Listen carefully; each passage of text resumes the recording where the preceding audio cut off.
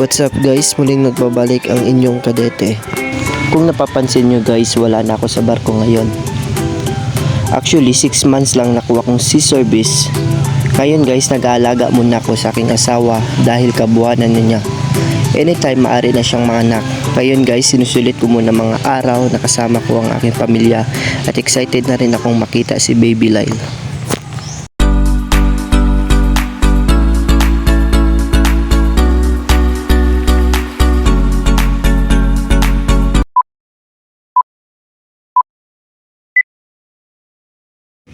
For today's video guys, i-share ko pala ang experience ko since day 1 sa aking pagsampa. So ngayon guys, nasa Republic of Dry Dock, Danau City, Cebu tayo ngayon guys.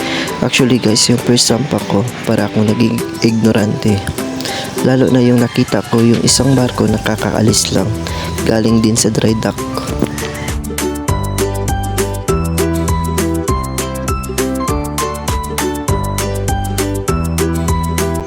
To be honest guys, namimiss ko din yung mga araw na nasa barko pa ako as cadet.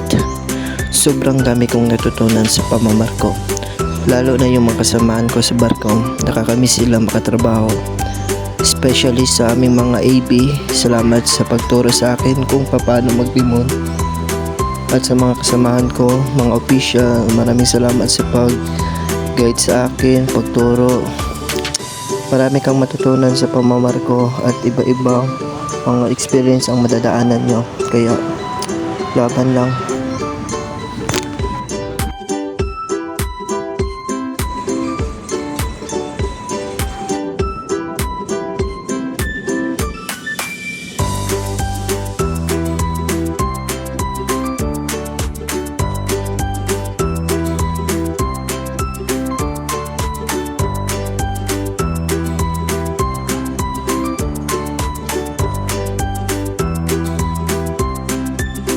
Ipit.